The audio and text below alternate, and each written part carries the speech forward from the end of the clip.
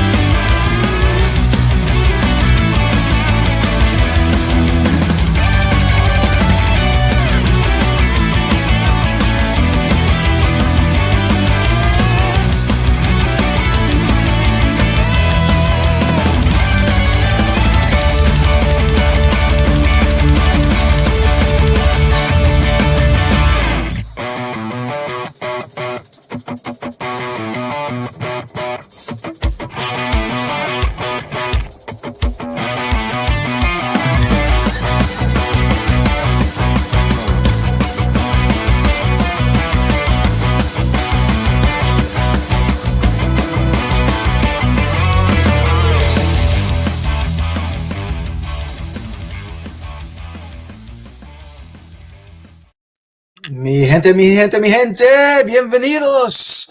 Welcome in and konnichiwa. ¿Cómo estamos? Welcome to this Los Lobos de Lucha Libre, the weekly Biconic show where we cover the CMLL Viernes Espectacular. And this show is not the show without the crew, and the crew is here. First, Mikey. Say hi, Mikey. Hi, Mikey. And then that's El Jefe Mikey. And then we at the very tippity top, we have Papa Oso. Papa Oso, wave at the peoples. There we go. Awesome. So I hope everyone's having at least a somewhat decent week. We are going to be covering the CMLL Viernes Espectacular from May 16th, 2025, which I thought was actually a pretty solid show. I mean, have yet to have had a rough show from CMLL or a slow show, but this seemed solid. A lot of fun matches, so we're gonna get right into it. Where we start off with a match of Relampago from two people who we haven't seen on Beers and Spectacular in quite a bit, and that is El Odaz versus Disturbio. And for those that aren't in the know, the match of Relampago is a 10-minute timed match that, whether win, lose, or draw, the match ends at 10 minutes. So in this match, it was really the tale of two matches. First half, it was Aldaz really putting it on. Then the second half was Disturbio putting it on. But at 16 seconds, Aldaz, he hits a guillotine into a moonsault over the top rope for the 1-2-3 pin on Disturbio on this Macho Rampago. Mikey, what'd you think? Well, okay, I guess we're just jumping straight in, but all good. I actually really enjoyed this one. Again, it has been a hot minute since we've seen either one of these two. I will say, though, I have said it on previous CMLL reviews that it is really nice to see Mr. El Aldoas in all of this too, because I think he's really solid. I have to kind of agree with Agent Lo-Fi in the chat here that I said it before too, that he's a very good like all-arounder, and like he's pretty solid all the way through. So I enjoyed this, and then of course, it's been a hot minute for Disturbio as well. So I just thought this was a fun one. Again, I have no complaints about this. I thought this was a lot of fun. Like, no notes, honestly. All right, Papa. Also, what do we think? I really liked it. I'm not as familiar with these two. I mean, I know them, but I'm not familiar with them. But I thought they were pretty solid. Is it El Aduaz? Is that how is it pronounced again? Yeah, El Aldoaz. Okay, he was actually, yeah, I agree with Mike. He's pretty solid. I was kind of like, wow, okay, you're good. It's like, so I thought it was a really great opening. I thought it was great. It was very action packed and kind of set the energy for the night. So yeah. Like I said, it was the tale of two matches, in my opinion. One thing I really liked about El Aldaz is the extra zhuzh, as you could say, that he puts into everything. Like, jumping out of the ring isn't just jumping out of the ring. He has to do a flip out of the ring. So that was really cool. And Agent Lo-Fi, hey, saludos, primo. Sorry, I didn't see you there. I was too busy flipping pages around. So, the life of the tech. Anyway, and thank you for getting that info from Informa. And yeah, we will go to that later on because we want to get through some of these matches first. So El Odaz does pick up the win in this match of Relampago, which brings us to our second match, which pitted Rudo versus Rudo, Magia Blanca, Brillante Jr. Versus Guerrero Mayo Jr. and El Cobarde, who's been showing up a lot lately on Viernes Espectacular. This was a relevo sencillo, the best 2 out of 3 fall. Our first fall went to Magia Blanca and Brillante Jr. The second pinfall went to El Cobarde and Guerrero Mayo Jr. And then our third pinfall went to Magia Blanca and Brillante Jr. for the triunfo of the team of Magia Blanca and Brillante Jr. This was I feel like this kept the energy kicking up a notch, which was great. Let's go to you first, Papa. Also, what did you think? I love this match. I love Magia and Brillante. I love both of those guys. I thought that I personally feel that they were like the stars of this. I mean, I was watching the two of them the whole time. I mean, the other guys did great too. Don't get me wrong, but I was like on those two like through the whole, and they won, so yay. But yeah, this was super exciting. This one was fun. I thought this one built on the energy the previous one started.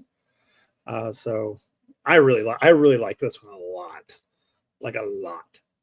It was very close to being like my match of the night. Very close, very close. Okay, El Jefe, talk to us. So I know that more important, not last time, but I know that last time that we saw Guerrero Maya Jr., I gave a little bit of a critique, especially in the last match that we saw him in. But I definitely will say he is definitely rising up in the ranks for, people I really enjoy watching here in Arena Mexico. And I have to agree with you, El Buntador. I think that this match definitely kicked the energy into the next gear, and it kind of helped carry what we were to go see later, later on in the evening. And again, we are coming up on a year of covering CMLL this upcoming June, which is crazy to say, right? And it's been really fun to see, not just, Guerrero Maya Jr., but Brillante Jr., and just all of these guys kind of stepping it up and doing more and adding more to their repertoire and also their in-ring psychology of how they do things, which is crazy to say because half the time we see bodies flying everywhere and anywhere at this point here in Arena Mexico. But there's such a brilliant way in which that even the small subtle changes, even in this match, definitely helped bring the energy out. And again, this was just a very fun. This was a fun match between the four of these men. Like I really enjoyed myself having this. Again, Guerrero Maya Jr. is a lot of fun to watch. Brillante Jr. like stepping it up. Everybody stepping it up. I was like, this was a lot of fun for me. I thoroughly enjoyed this match.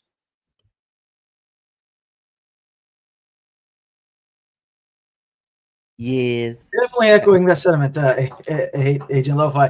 Valiente Jr. Has been low-key killing it lately, just like Valiente Jr. And yeah, they have been stepping up their game.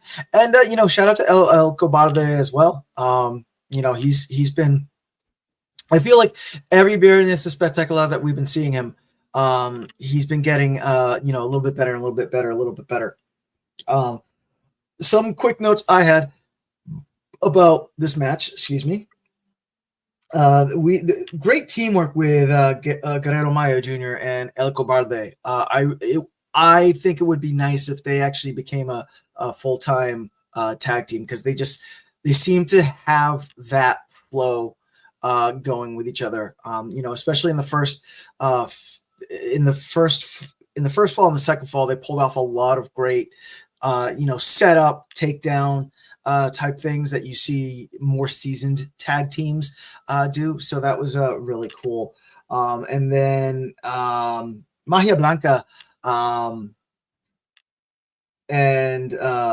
Brillante Jr., they hit these tornadoes that looked just picture perfect. They were so pretty. So pretty. One off the ring apron, the other off the top turnbuckle to the outside. It was so pretty. Interesting thing to point out, Magia Blanca, the last few times we've seen him, he's actually been wearing a full mascara, not just and not with the mouth cut out. So that's an interesting thing. I'm wondering if he's doing some sort of change, or if that's because maybe like he injured himself and he's covering it up. I don't know. So that's that. Your team, Magia Blanca and Brillante Jr. Get the win in this match. This brings us to our only Amazonas match for the night, but woo, hottie. It was a match, and before we go any further, it was a match, Relámpago de Amazonas. We had La Catalina versus our Reina de Nuestros Corazones, Persephone. Haven't seen her in a hot minute, so had to pull that out. This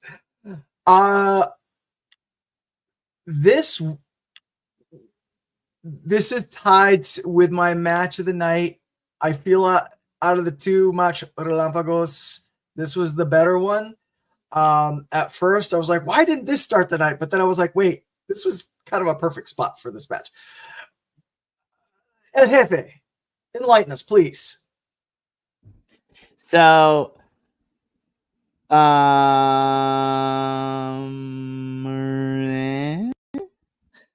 I'm just kidding. I can't say anything. So, I love me some Persephone. Everybody knows this, right? Of course, also Reina Isis is my girl, which we're going to talk about her in a little bit.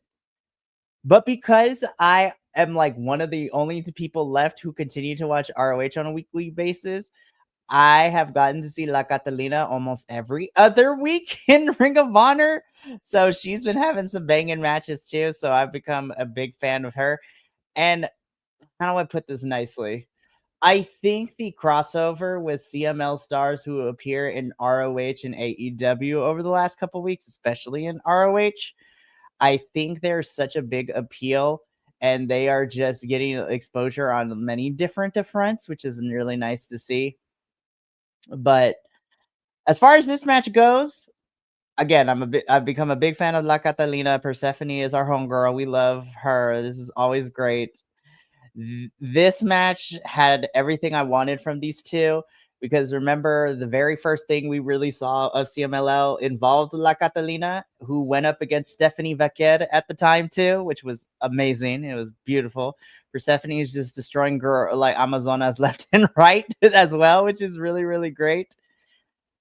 And this isn't the first time that we've seen these two go at it over the last year that we've been covering CMLL, and I will never be against these two having matches over and over again because I feel that especially when it comes to Persephone, kind of taking notes from Agent Lo-Fi, because I have to agree with him here that Persephone brings out the most innate and best out of La Catalina every time they have an interaction with the two.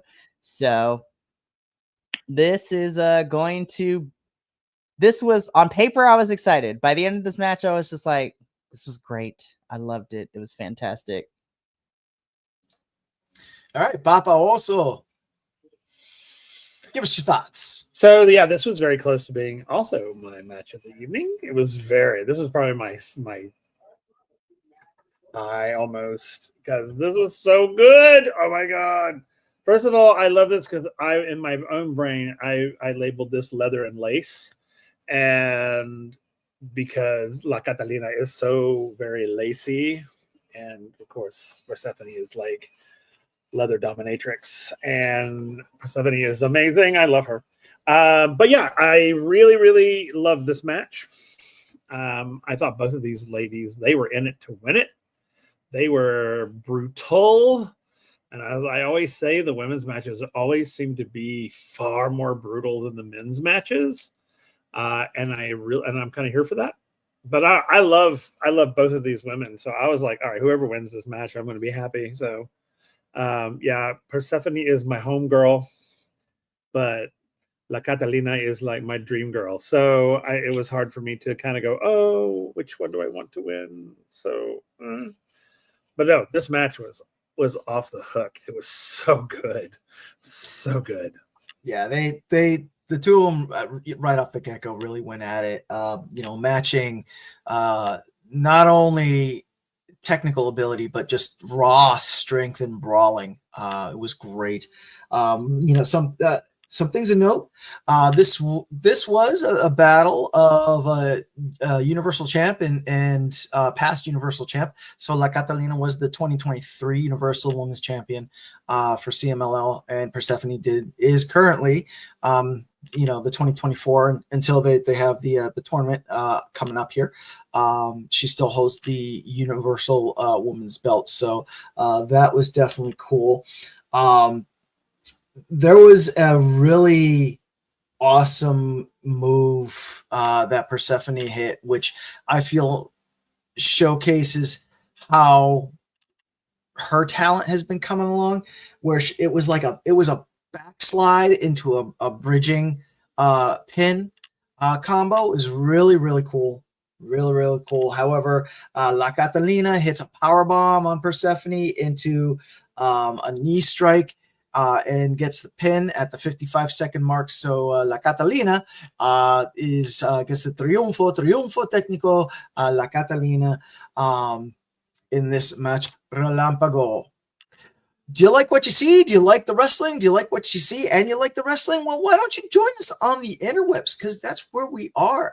You can find us and follow us on all the social medias, the BC WrestlePod, at BC WrestlePod. We are on Instagrams, Threads, YouTube, Twitch. You're probably watching us on one of these platforms right now.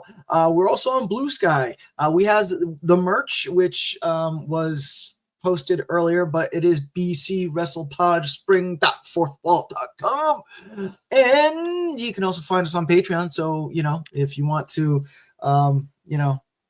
pay for a coffee, little cafecito, mucho gusto. Yes, please do. And of course, not only do we have merch for every review team here, including a new one dropping tomorrow night live during our new review team for Defy Wrestling, but we also dropped our Hot Boy Summer Collection. So we are about beach bods, body positivity. Agent Lo-Fi, you got to message us in sub capacity because we want to give you some stuff because you are great as well. Yep.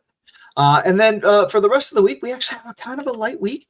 But tomorrow, Thursday the 22nd, we have our Defy Wrestling Fatal Fantasy review. That is at 10:30 p.m. Eastern Standard Time, 7:30 p.m. Pacific Standard Time. And then Friday 23rd, that's this upcoming Friday, there will be another NJPW Best of Super Juniors 2025 week in review. Group A, Group B, Super Go Go, Got to Power. I'm so happy I have a break tonight and I just have to finish up tomorrow and then I get to record. Yeah, that dude Adolfo still has to finish up some matches, but yeah. You never know when that'll pop, but it'll pop up on Friday. What is slacker? What do you mean you don't watch wrestling 20? What does you mean he doesn't watch wrestling 24/7? I don't know. I'm just kidding. I don't know. I mean, I live in a wrestling ring, so but that's beside. Adolfo works hard. He's amazing. I love him. He's a hack. Anyway. How dare you? So this brings us to our next match of the night. This was actually this was my other tied match for the night until the match of the night happened for me. But this was a Relevo Australiano where we saw our favorite ghost ship, El Galeon Fantasma, with Difunto, Zantican Jr., and Barbosa versus La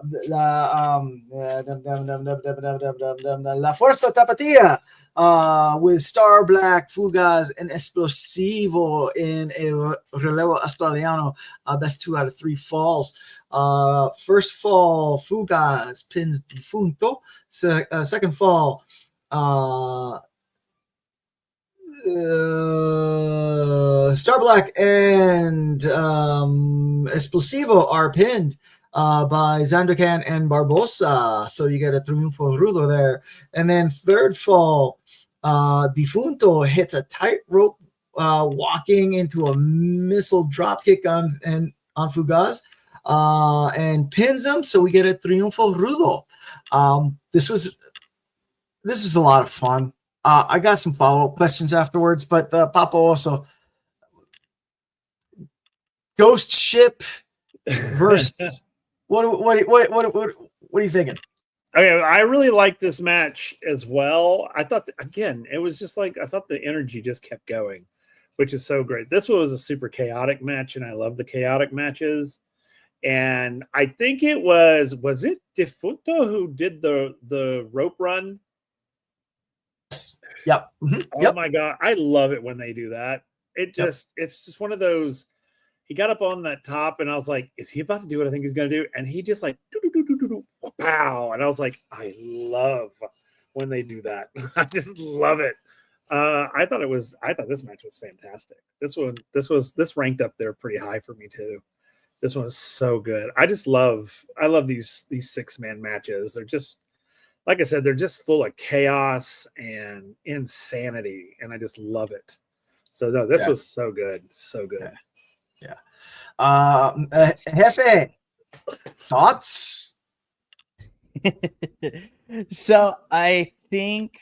Yeah, so I enjoy every match I get to see for Viernes Espectacular, but personally for me, this was my favorite of the whole entire night. And I think that is because, And it's funny because we had this conversation last week and then the week before too, how it's been a hot minute since we've seen all of our, Ghost Galleon team together all underneath one roof, so to speak. And then when we previewed this Viernes Espectacular last week, I was already anticipating this. And then, of course, given the fact that we are also getting some more newer folks in Fugas, Star Black, and Explosivo who are slowly climbing their way up too, the chemistry, when the chemistry is right between opponents, it just adds that extra layer of awesomeness that a match can have, because the match itself was good and great, but then it ended up pushing it over to my favorite just because of not only all 6 of these men doing what they do best, but I have to agree with Papa Oso here that Difunto doing the rope walk, anybody doing the rope walk is always going to get a pop out of me, because I am, well, and I can't do all that magic stuff. Yeah, I was so excited I knocked my glasses off. So I always am a sucker for a good rope walk. But I also think because these 2 trios, if you will, sometimes in wrestling we can tell when people are like thrown together or are still trying to figure out how to figure out to work together as a unit.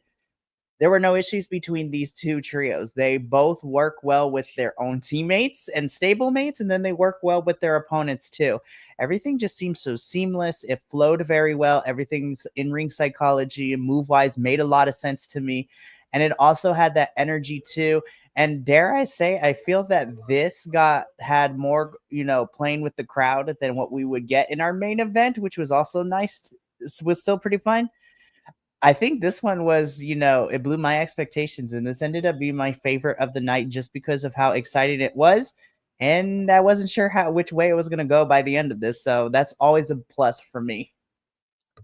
Yeah, definitely. It was nice to see, especially because Difunto, Zantacan Jr. and Barbosa have, in the last few weeks, have kind of been separate, doing their own things, working with other people, what have you. So to see Galeon Fantasma back together and working cohesively was beautiful. But these are my 2 follow-up questions. These are very, very serious questions here, topics that we handle here at BC WrestlePod. All right, everyone put your serious face on. So my first follow-up question is, should more wrestlers wrestle in ruffled shirts? Papa Oso. Absolutely. The more ruffles, the better. I think that the more flouncy you can be, the more sort of peacocky you can be, sort of puffing out your chest and kind of intimidating the other team. I mean, fluffy, poofy pirate shirts can be quite intimidating. Peacock feathers with boobs. Yes. El Jefe, your thoughts? Ruffled shirts. More wrestling. Should more wrestlers wear basic ruffle shirts? No. Should they go avant-garde with it? Yes. It's either go big or go home with me. And that is I literally put that in my notes too. as our Ghost Galleon team was walking in and just the whole match, I was just like, wearing ruffled shirts? Yes, gay finger wave. And literally wrote that in my notes. And how the hell did they keep those shirts tucked in? Did they have some sort of gaiters? Was it like a baby onesie that they probably? I don't know. But the entrances and just the whole match, I was just like, this is amazing costume-wise, and I think I might be in love, you guys. I don't know. But also, I got to bring up Agent Lo-Fi. Does Fuego fall in this category? Because it's an easy... Yes. Fuego with all the fringe. We talk with all the fringe. Yes. Yes. Puffy shirts and fringe wrestlers in 2025. Get it together. Exactly. So my second super serial question that I must ask is Difunto the real captain of Galeon Fantasma? And Jefe, what do you think? So here's my thing, and I'm not going to spend too much time on it because I don't want to bore anybody, because I am a big historical nerd as well. When it comes to the world of piratry, usually, of course, you have a set leader and a captain, But there is only one true captain in all of piracy, and that is Defunto. And here's the reason why. Because in the beliefs of, pirate lore and things like that, ultimately, regardless of whether you have an old captain, a young captain, across the races and creeds and all that kind of stuff, death comes for everyone at some point. So death is the ultimate captain of of the piratery, because they ultimately lead said captains and things like that into the afterlife, steering that ship into the nether realm. So Defunto is the true captain of everybody. Indeed, indeed. Papa, also, what do you think? I don't know about all that. Death being the captain of everything.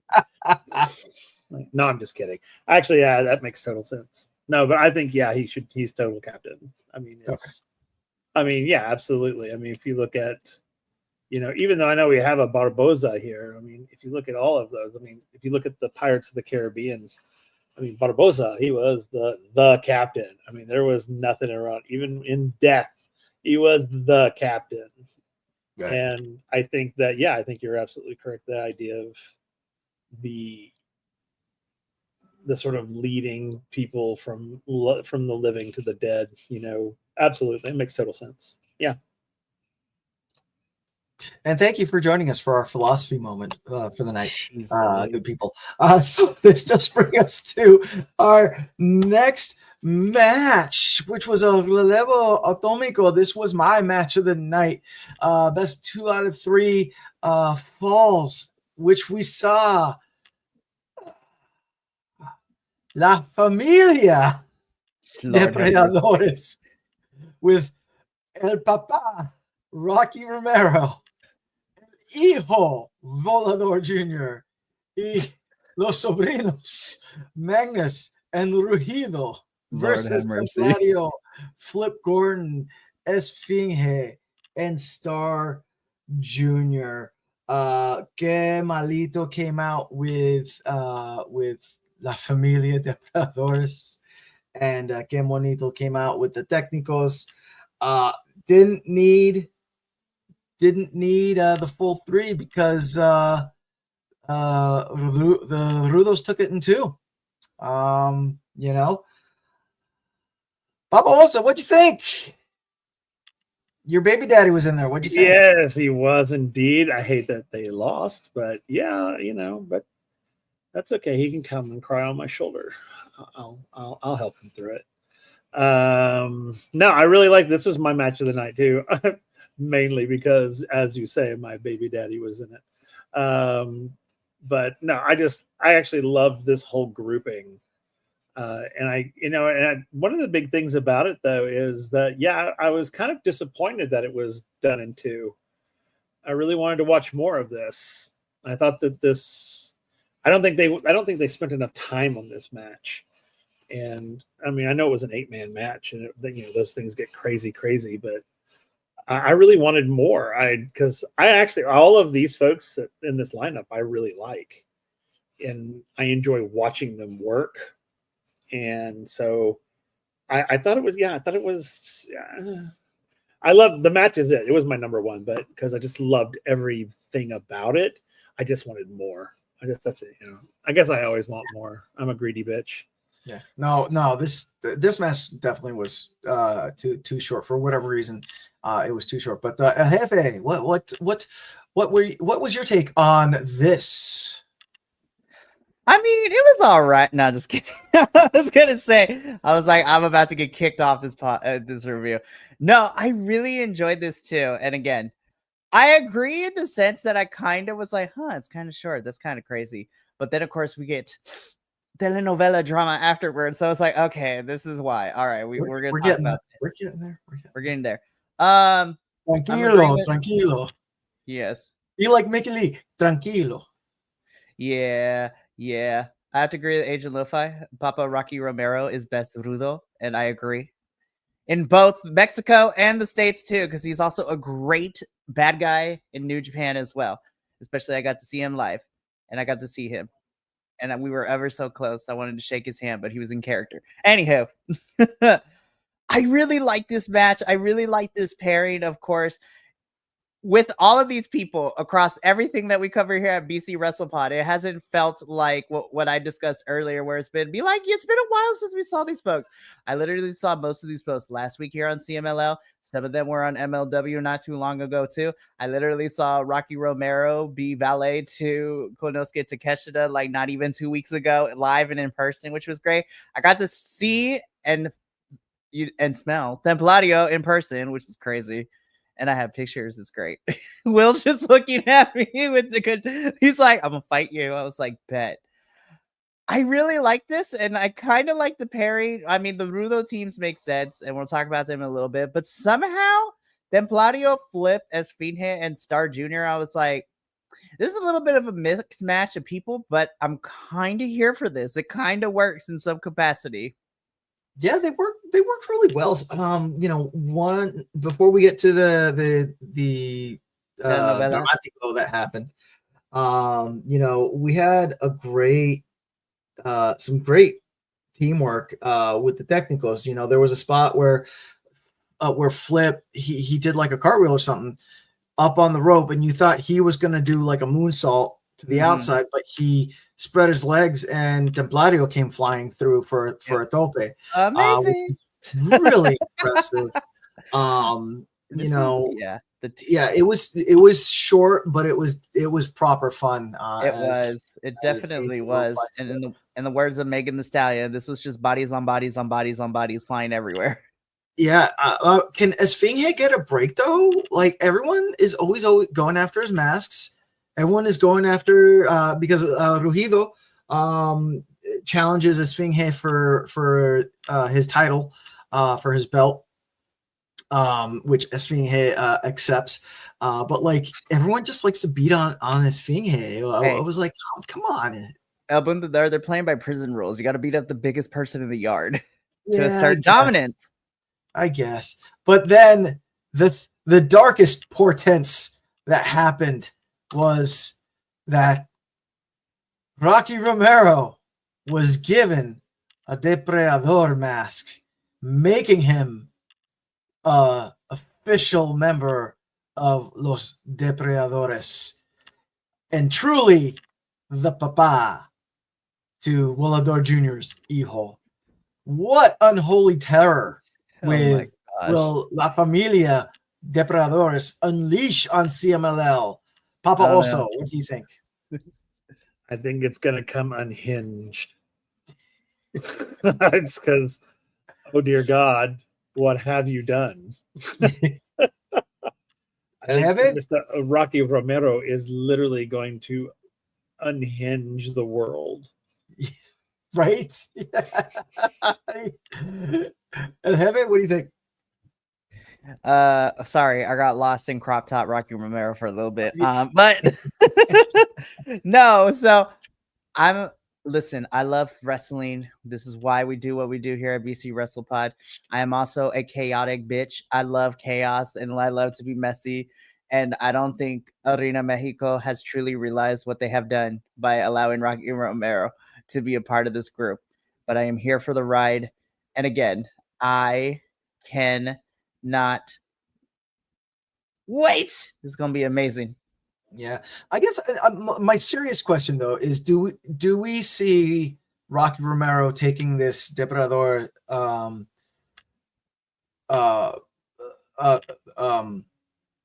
angle into AEW and into NJPW when he shows up, or is it just going to be like a straight CMLL thing? That's a good question. I'm going to err on the side of we might get bits and pieces of it depending on where and when he does this, because I could definitely see Rocky bleeding into it, especially leading into Fantastica Mania Mexico, which is happening in a couple of weeks. Because also Grand Slam Mexico can also be a thing where we have this faction go up against a team of AEW wrestlers as well. Sure. So that can also be a thing. I do hope that Rocky leans into it a lot, regardless of where he goes. But it just depends whether with some behind the scene talks or whatever. But I want to see him because I think it would be fun. Okay. Papa, also, I'm going to change the question a little bit up to you.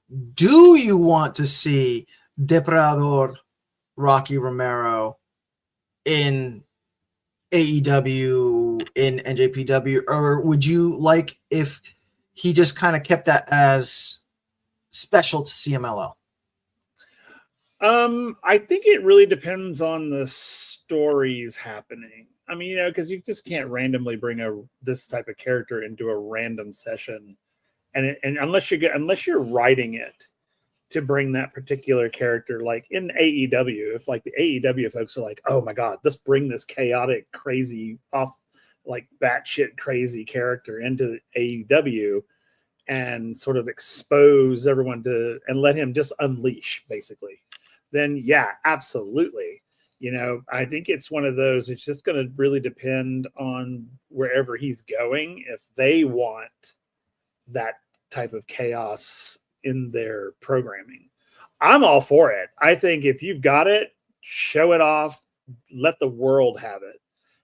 But these other companies, though, I think that's just going to be, I think it literally is just going to be a matter of, can we make this chaos work in our stories that we've got going and it makes sense and that sort of thing. But yeah, I would love to see him take this new character and just sort of go out and expose the world to it.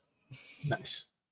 And yeah, Agent Lufi, apparently Vegas is now the primo that just doesn't get invited to shit. So, but we'll see. So this brings us to our main event for El Campeonato Mundial de Trios CMLL, or the CMLL Trios Championship. We have the team of Los Infernales, Averno, Mephisto, and Euphoria versus Sky Team, Místico, Máscara Dorada, Neon, Rudo versus Technical, Good versus Bad. We got new champs, y'all. We got new champs. Sky Team, new champs. Way to bury the lead. I'm just kidding. But let's be all the way 100. Do we think this was gonna go any other way? I didn't. But this is my question. Okay, this is my question. Yes, we kind of figured that this was going to be outcome. However, was it fun? And were there times that it made you say, are Los Infernales going to retain?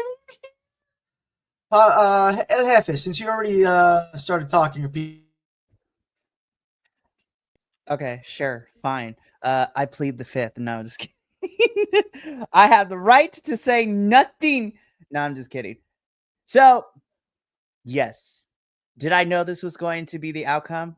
Yeah, I mean, I've watched enough wrestling. I could see where the direction was going, especially after last week's and yes, Agent Lo-Fi was completely right. Like what felt like a 30-minute promo from Místico. Love you, Místico, but don't give that man the mic too often.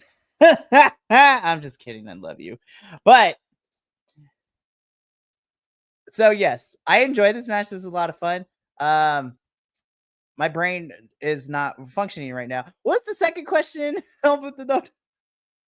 Okay, so was it fun? And were there some moments that that made you question if Los Infernales were actually going to retain, or was it just all throughout the whole thing? Nah, Sky Team's going to pull it out. I'm going to eloquently say this as best as possible because I don't want my words to get misconstrued. So, upon saying all that, fuck no, I didn't think they were going to retain. Here's the reason why. So, again, my brain is wired really weirdly because I'm always looking at every match as a miniature story / play / whatever you want to call it, right?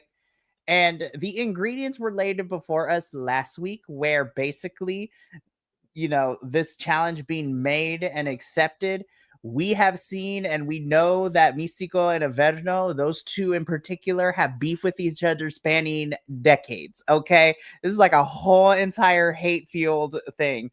They have beef with each other forever. So this is literally a fight forever situation. And so, given the fact that Sky Team is newer, I say, and given the fact that they have kind of been building themselves up. We had to put a pause when Mystico got injured, but now everything is back. I'm just like, no, this makes a lot of sense. And I didn't think our champions that started the match were going to end up as champions at the end of the match. Did they still fight for it? Absolutely. And I enjoyed every single minute of the fight. But again, because Sky Team is fairly newer, and of course, it involves our golden boy, Mystico too, I did not believe, even at the parts where it's like, oh no, they're having to come back. I was just like, my brain is always trained. One's getting one fall, the other team's getting the other. We're going to go into sudden death, and the underdogs are going to walk out of it. Because despite everything, and despite how popular Sky Team is, I do safely say that they are the underdogs, especially given the fact. I mean, look at this other team here. Like, look at this makeup of this team here. Like, come on now. So even though Mystico and Mascara Dorada and Neon are kind of like at the top of the card, so to speak, they are still the underdogs. But to summarize everything, no, I didn't think our champs going into this match were going to walk out as champs out, because my brain is always trained. Usually 9 out of 10 times, the underdogs always pull out the victory. Okay, so Papa, also over to you. Did you have fun? And was there at any point that you were that you thought to yourself, "Oh, the Los Infernales, I think they're going to retain"? So I did have fun. I enjoyed this match. I thought it was great. It was brutal, and I love it when they get chaotic and brutal. And of course, ripping at Mystico's mask, and and all this, that, and the other. I didn't really feel that there was a danger. It was like, I knew, it's like, the end, how the movie is going to end. But you enjoy the movie anyway. That's kind of how I was. It's like, oh, I know how it's going to end. I'm just going to enjoy it just because I get to watch these guys like try to annihilate one another. I mean, yeah, there were a couple of moments where you're kind of like, oh, no, never mind. So, but other than that, no, I really enjoyed it. This was probably the closest to being my actual match of the night as out of the others. But yeah, it was. I enjoyed watching the movie. I knew the outcome, but I enjoyed watching the movie anyway. Yeah, I agree with Agent Lo-Fi. This was my match of the night. This was a great match. I am on the other side of the fence than my beautiful cohorts in this. I was sucked in by story. There were a few moments where I was questioning if Sky Team was actually going to pull it out. I thought that there were spots where they had. So this was this was still like you either have to pin the captain or you have to pin the two teammates, or make the captain submit or the two teammates submits. Right, we're still following that rule. Because it's Lucha Libre, and there were some cool setups where like they had the two teammates being pinned, but then the other team captain was being pinned, so like the other team had to like stop that, while they were trying to get the pin, and then it flipped as well. I thought that was really cool. The Los Infernales just decimated it, like focus fired on Mystico. He came out of this match bloodied. I mean, not bloodied, but he was, they whooped him. Anytime I get Euphoria doing big boy stuff, give it to me. When dudes were trying to do planches on him and he was just catching them and tossing them and just like doing shit like that, I'm all about that. I love when they utilize Euphoria like that. I mean, and he's so agile and talented for how big he is. He was hitting topes and planches as well. But I just like to be like that spoiler enforcer role. I dug it. But yeah, our Sky Team is your new trios champion. So we are going to see. It is also interesting to note that Místico, Máscara Dorada, and Neon, they do seem to do a lot of the circuits with MLW, with AEW. So it's going to be interesting if they bring the CMLL Trios Championship with them for some defenses outside of Mexico. I'm also really interested to see where Los Infernales go from here. I think this match just kind of set up a whole bunch of happy goodness, which I'm excited for. So, and that was the Viernes Espectacular for last Friday. This Friday, este viernes, on Viernes Espectacular, we have a very fun show. So we're going to be starting off with some Micro Estrellas action, where we're going to have Que Monito and Duende Blanco versus Que Malito and a finally returning Periquito Zacarias, who I haven't seen, and I was worried that someone might have shot him while he was flying over like Guadalajara or something like that. I don't know. But yeah, so we're gonna get some micro estrella action to start the night off. Then we're gonna be seeing Valiente Jr., Futuro, and Max Star versus another returning to Viernes Espectacular, Espanto Jr., Dark Magic, and Raider coming back to Viernes Espectacular. I'm excited to see that trios team.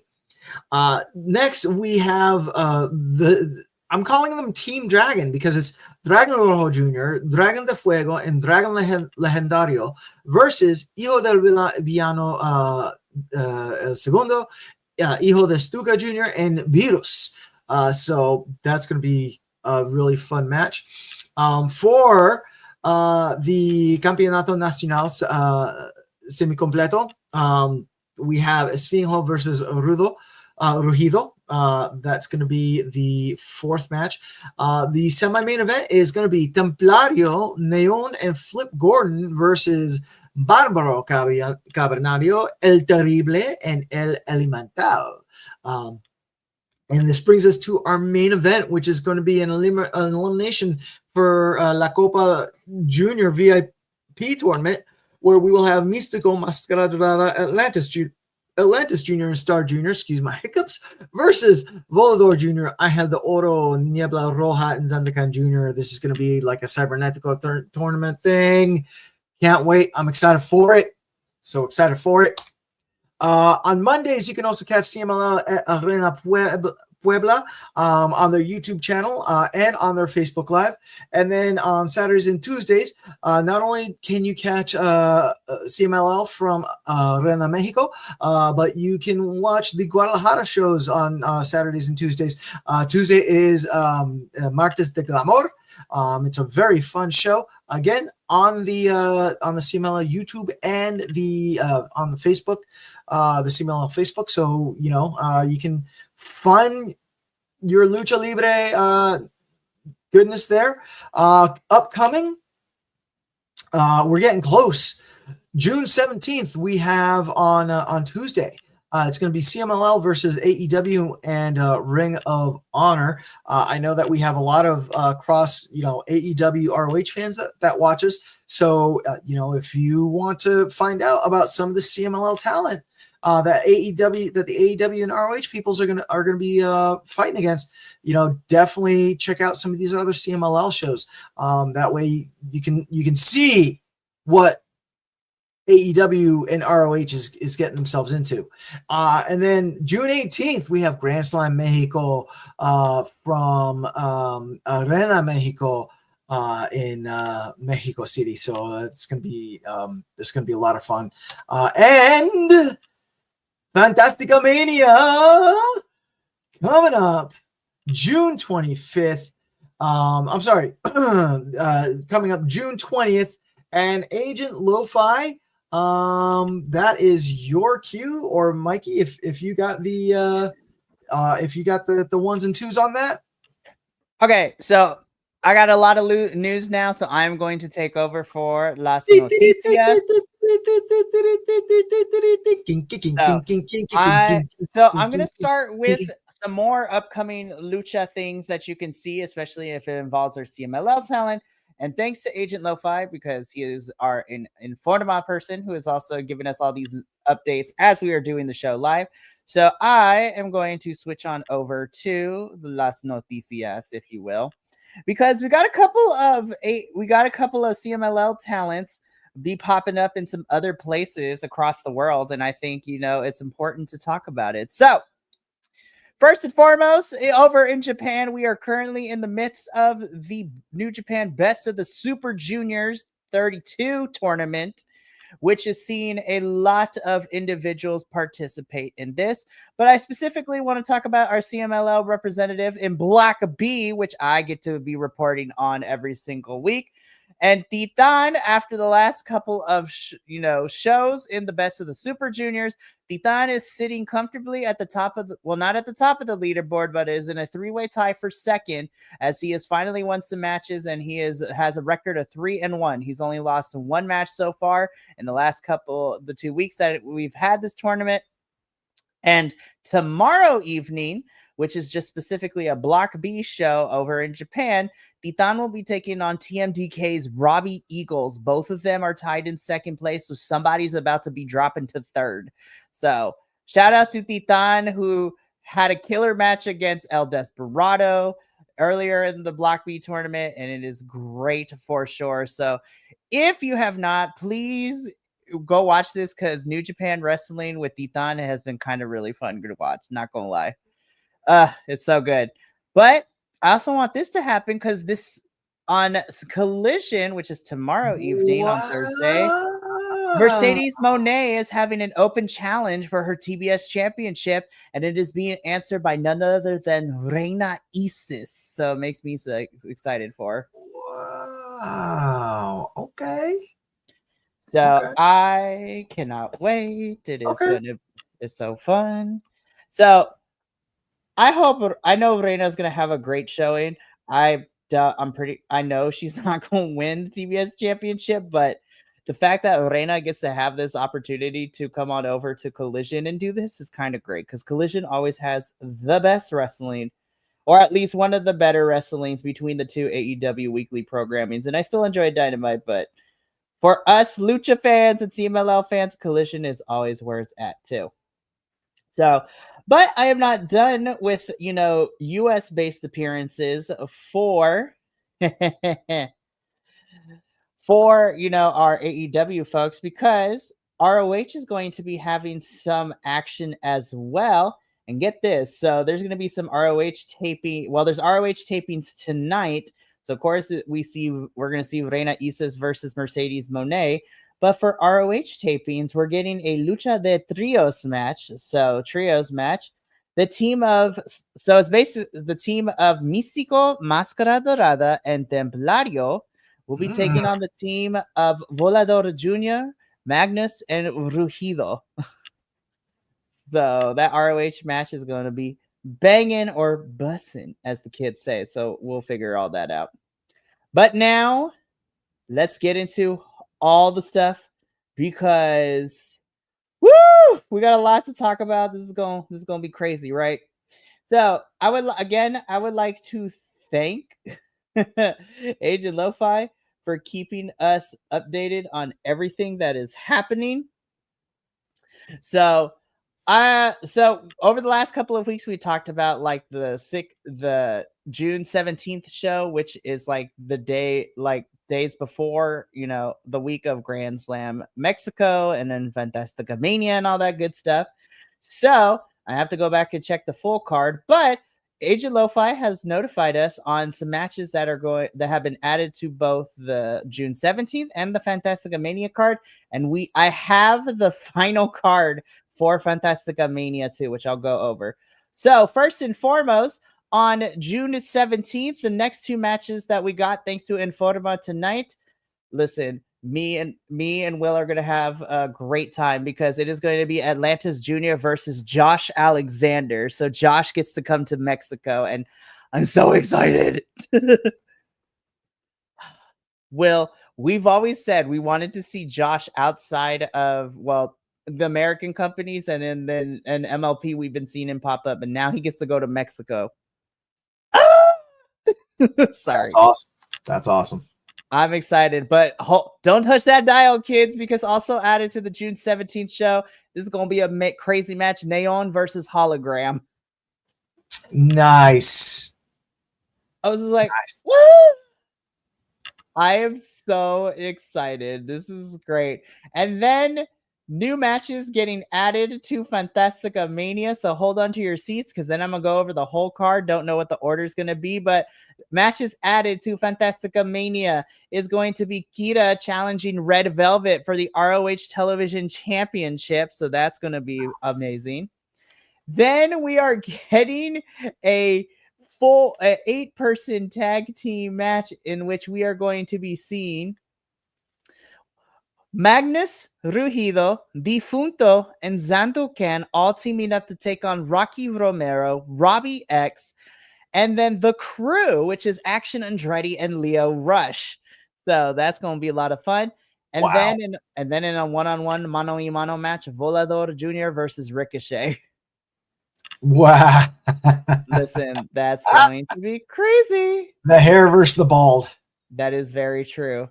So there is one more match that got announced for Fantastica Mania, but I'm going to save it as I run down through this card. So Fantastica Mania. We have Red Velvet versus Kira for the Women's ROH Television Championship. We have La Jarochita versus my girl, our girl, Thunder Rosa. So I'm excited about that. As I mentioned, Difunto, Magnus, Rugido, Zandokan Jr. versus Action Andretti, Leo Rush, Robbie X, and Rocky Romero. Ultimo Guerrero versus Yota Tsuji. So that's going to be a fun match as well. Hiromu Takahashi, Shingo Takagi, and Titan versus Francesco Akira, Templario, and TJP. So we're getting La Facción de Ingobernables de Japón versus United Empire. So I'm excited for that one. Nice. Of course, again, Volador Jr. versus Ricochet. And then for the CMLL Trios Championships. So this is the newest one. Sky Team, which is Máscara Dorada, Místico, and Neon, will be defending their titles against Bandido, Hologram, and Commander. Wow. I agree with Agent Lo-Fi. The 6/17 show and the 6th Fantastica Mania show in 1 week is all stacked. It's all the hype, but that's not even counting what Grand Slam Mexico is going to include too. I need Will Ospreay to fight somebody in CMLL. That is like my dream. Like, please make it happen. Speedball Mike Bailey too. Like honestly, right. Get all the flippy dips. Get them all in there. All the flippy dips for sure. But yes, and that brings us to the end of the noticia. So I throw it back to Adolfo because I don't know how we're gonna review all that, but we're gonna try. We're gonna figure it out. And that's the end of our show. So if you enjoyed, you know where to find us. Thank you for joining us, Agent Lo-Fi, Primo. Gracias para todo. Hit us up on the Blue Sky. We want to send you some stuff. Yep, ya tu sabe. And I haven't done this in a while, so this is gonna be tonight's outro. Let's get out of here, Johnny TV style. Sebastian! You're in the shot, you bald idiot! You fool! The other way! Go! Go!